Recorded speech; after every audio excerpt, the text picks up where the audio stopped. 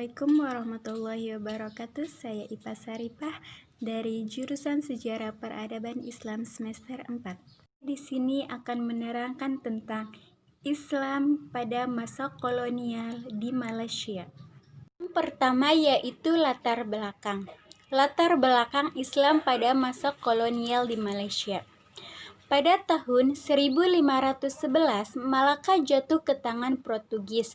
Sejak saat itu, Malaka mengalami zaman kegelapan dalam berbagai bidang, yaitu pendidikan, politik, ekonomi, budaya, bahkan agama. Penaklukan Malaka oleh Portugis ini dipandang sebagian sejarawan tidak hanya bermotif ekonomi atau politik, akan tetapi juga tidak terlepas dari motif agama. Jelaslah bahwa Malaka di bawah kekuasaan Portugis tidak membantu perkembangan agama dan pendidikan.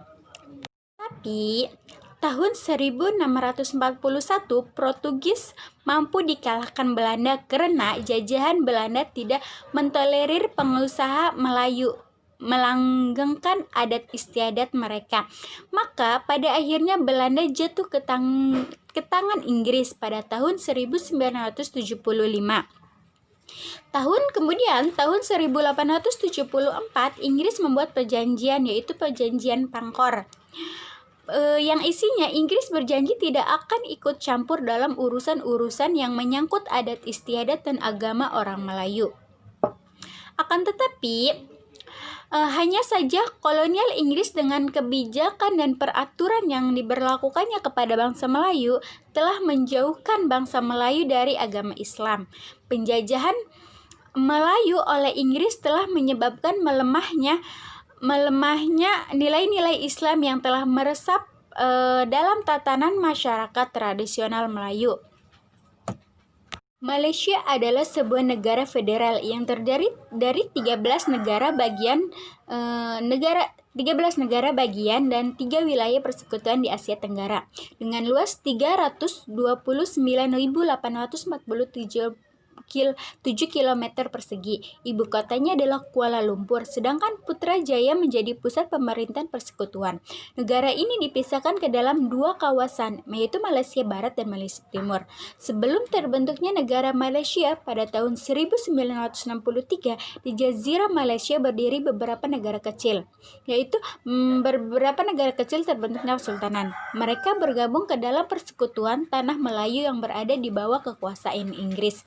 Sejak itu, Semenanjung Melayu berubah menjadi pusat rumah bordil di Asia Tenggara. Ketika bangsa Eropa mulai perdagangan, mereka melewati Selat Malaka. Banyak kerajaan. Kerajaan awal berdirinya pada abad ke-45 berasal dari pelabuhan, termasuk Langkasuka dan Lembah Bujangkau di Kedah. Terus Beruas dan Gangga negara di Perak dan Panpan di Kelantan. Pada awal abad ke-5, Kesultanan Malaka didirikan dan kemakmuran ekonominya menarik minat besar dari Portugis, Belanda, dan Inggris. Sejarah Malaysia dikatakan bermula semenjak pada zaman Kesultanan Melayu Malaka, yaitu sekitar tahun 1400 Masehi. Pada masa kegemilangannya, wilayah kesultanan ini meliputi sebagian besar semenanjung dan pantai timur Sumatera. Malaka muncul sebagai sebuah kerajaan yang gemilang. Kenapa? Karena kedudukan yang strategis, yaitu titik pertemuan antara Asia Timur dengan Asia Barat. Keadaan ini membolehkan Malaka muncul sebagai pusat perdagangan utama, khususnya bagi perdagangan rempah di Asia Tenggara. Pada tahun 1511, Malaka jatuh ke tangan Portugis dan bermula daripada tahun inilah Tanah Melayu berada dalam era penjajahan. Selepas itu, Tanah Melayu jatuh ke tangan Belanda pada tahun 1641 dan pada akhirnya jatuh pula ke tangan Britania pada tahun 1924 melalui perjanjian Inggris-Belanda. Perjanjian Britania merupakan penjajahan yang paling lama. Britania Raya atau Inggris mendirikan kolonial pertamanya di Semenanjung Malaya pada tahun 1786 dengan penyewaan Pulau Penang kepada perusahaan India Timur Britania oleh Sultan Kedah. Pada tahun 1824, Britania Raya menguasai Malaka setelah menandatanganinya perjanjian Traktat London atau Perjanjian Britania-Belanda. Perjanjian tersebut berisi memberikan kekuasaan pada Belanda untuk menguasai segala kawasan Inggris di Sumatera. Sementara Belanda akan menyerahkan segala kekuasaan perdagangan mereka di India dan juga berjanji tidak akan mengganggu Inggris dalam usahanya untuk menguasai Singapura. Pada tahun 1824, yang membagi kepemilikan Nusantara kepada Britania dan Belanda, Malaya untuk Britania dan Indonesia untuk Belanda. Pada tahun 1867, Inggris menjadi semakin agresif dan mulai menghasut para raja kerajaan Melayu. Akibat perang saudara dan gangguan persatuan antara Cina, Inggris dipilih untuk menyelesaikan masalah-masalah penduduk negeri selat. Akhirnya perjanjian Pangkor ditandatangani dan mengakibatkan perluasan kekuasaan Inggris ke negeri Melayu, yaitu Perak dan Pahang, Selangor dan Negeri Sembilan yang juga dikenal sebagai negeri-negeri bersekutu. Negeri-negeri lain yang dikenal sebagai negeri-negeri bersekutu ialah Perlis, Kedah, Kelantan, dan Terengganu yang berada di bawah kekuasaan Thailand. Dan penjajahan Inggris dimulai pada abad ke-18 ketika Inggris mencoba mengambil kekuasaan dengan memperalat raja-raja Malaysia. Kekuasaan Inggris ditandai dengan dikuasainya Pulau Penang pada tahun 1789. Inggris termasuk melakukan politik adu domba guna memperluas kekuasaannya. Politik ini telah mengakibatkan beberapa perang antara raja-raja kecil di sana. Perang Penning adalah salah satu kelicikan Inggris sebagai upaya perluasan kekuasaan wilayahnya. Tidak hanya mengadu domba antara raja, Inggris juga melakukan adu domba perebutan tahta kalangan istana raja, hingga menimbulkan konflik antara di daerah Raja Ismail yang merupakan sultan di daerah Perak dengan Raja Abdullah. Pada upaya adu domba ini, Inggris berhasil menempatkan seseorang residennya di daerah Pangkor pada tahun 1874 dan akhirnya kemerdekaan dicapai pada tahun 31 Agustus 1947 dengan nama Federasi Malaya. Singapura yang masih berada di bawah kekuasaan Britania Raya pada saat itu karena letaknya yang strategis. Pada tanggal 16 September 1963, Federasi Malaya bersama-sama dengan kolonial mahkota Britania yaitu Sabah, Sarawak dan Singapura membentuk Malaysia. Meski telah mendapatkan kemerdekaannya dari Inggris pada tahun 1947, pengaruh politik Inggris masih terasa di Malaysia. Yang pertama itu pengaruh sukalarisme di masa penjajahan telah menjadikan rakyat Malaysia ini mulai individualis dan mulai mengenal liberal. Tidak hanya itu, mereka juga menganut sistem hidup hedonisme. Hedonisme adalah pandangan hidup yang menganggap bahwa seseorang akan menjadi bahagia dengan mencari kebahagiaannya sebanyak mungkin dan sedapat mungkin, menghindari perasaan-perasaan yang menyakitkan.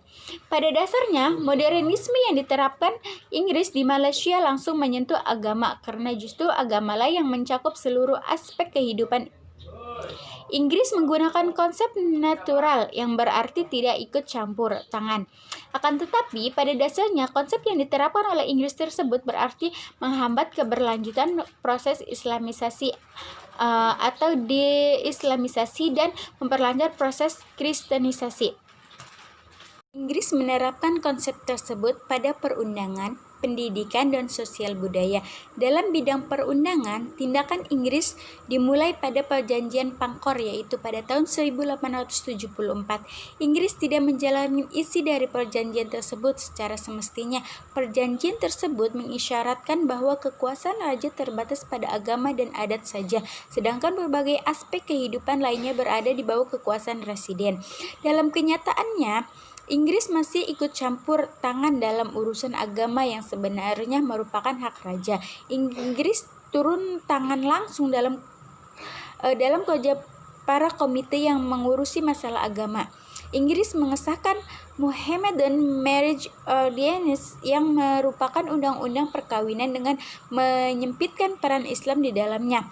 Pada tahun 1880, bagi negeri-negeri Selat, undang-undang tersebut kemudian diperluas cakupan wilayahnya bagi negeri-negeri Melayu bersekutu. Pada tahun 1900 yang ditandai dengan disahkannya Mohammedan Marriage Ordinance and Divorce Research and Examen 1900. Berlakunya undang-undang tersebut sekali lagi diperluas untuk negeri-negeri Melayu tidak bersekutu setelah ditandatanganinya perjanjian Inggris dengan Siam, yaitu pada tahun 1909. Perundangan yang diterapkan Inggris semakin mengalami perkembangan. Bahkan pada tahun 1327 Hijriah atau 1909 Masehi, lewat perjanjian Bangkok antara Inggris Siam Patani akhirnya terserap menjadi wilayah resmi Siam yang kemudian mengubah namanya menjadi Thailand.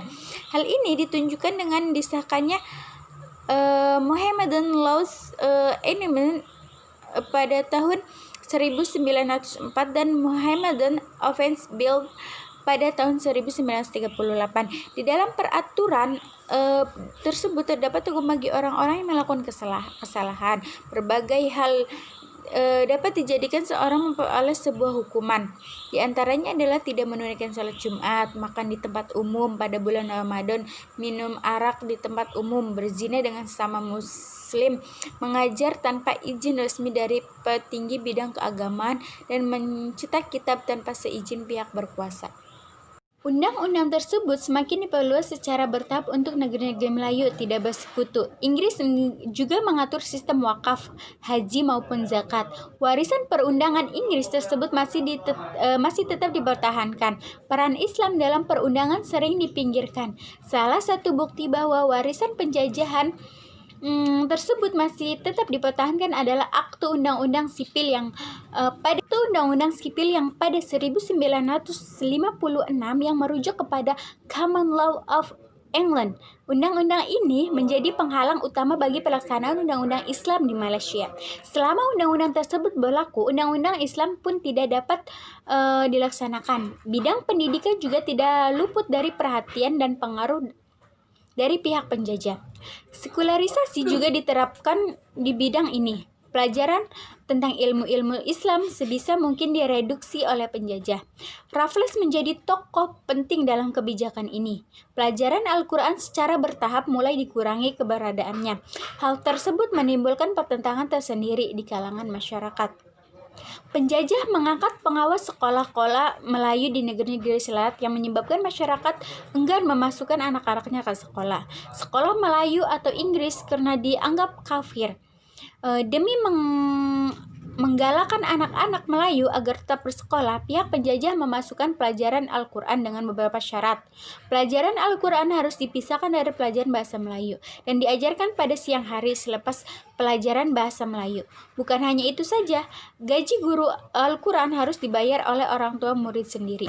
Politik yang dijalankan penjajah tersebut tidak menghalangi para orang tua untuk menyekolahkan anak mereka di sekolah Melayu. Walaupun dilaksanakan di siang hari dan tanpa gaji dari pemerintah, mereka tetap setuju asalkan pelajaran Al-Quran masih merupakan pelajaran di sekolah.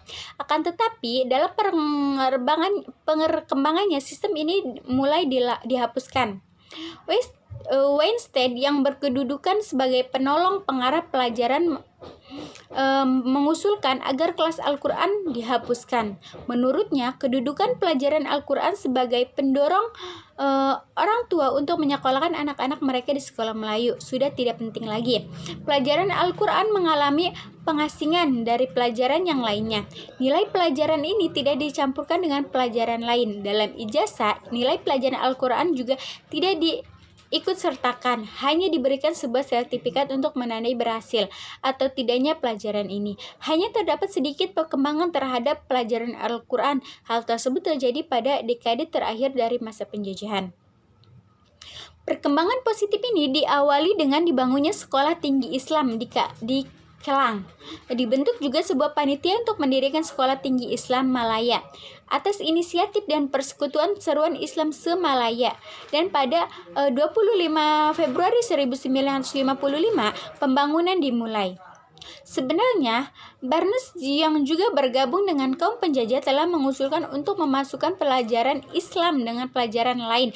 Namun usulan tersebut hanya terbatas pada sebuah laporan yang tidak mendapatkan tanggapan dari pihak penjajah sendiri. Berbeda halnya dengan agama Islam yang mendapatkan tekanan dari kaum penjajah. Kolonialisasi tanah Melayu telah menyebabkan nilai-nilai dan tataan Islam. Dalam kehidupan masyarakat tradisional, Melayu mengalami kemerosotan. Kedatangan kolonialisme bangsa-bangsa Eropa membawa perubahan yang sangat radikal dengan kepentingan ekonomi dan politik masyarakat. Politik masyarakat disusun atur secara stratifikasi dengan lapisan-lapisan. Di Malaysia, penjajahan Inggris memberi peranan untuk orang kulit putih berada di susunan lapisan bagian atas, sementara Cina, India, Melayu, dan Bumi Putra lainnya di bawah.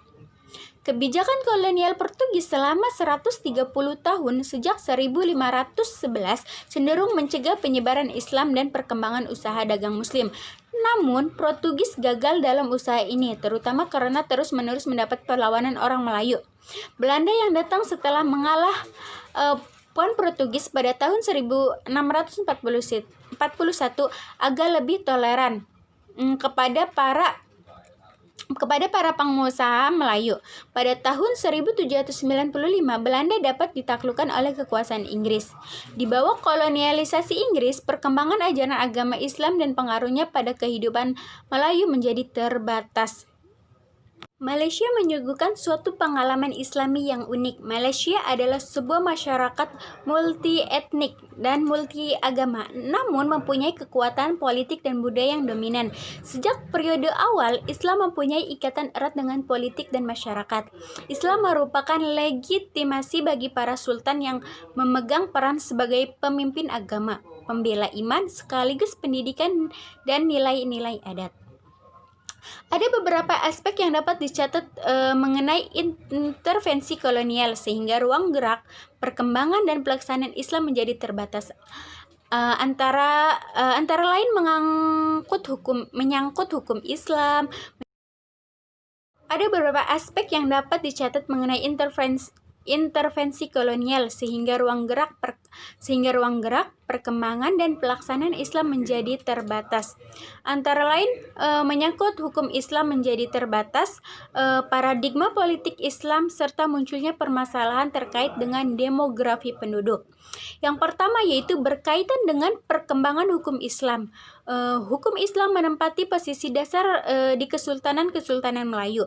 Namun demikian, setelah kekuasaan kolonial mulai kokoh melalui perjanjian pihak Inggris berhasil menekankan para penguasa Melayu untuk menerima semua usulan Inggris dalam berbagai hal, termasuk yang berkaitan dengan hukum Islam. Pada saat yang sama, kolonial Inggris memperkenalkan dan menerapkan sistem hukum dan administrasi hukum sipil yang berbeda dengan sistem hukum dan pengadilan Islam.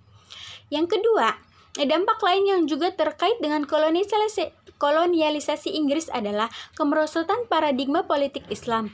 Menurut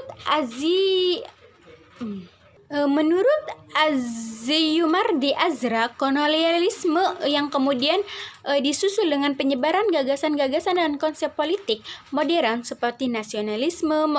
Nasionalisme merupakan salah satu faktor yang menyebabkan kemerosotan paradigma politik Islam di kawasan ini, sebagaimana direfleksikan dalam bahasa politik yang digunakan.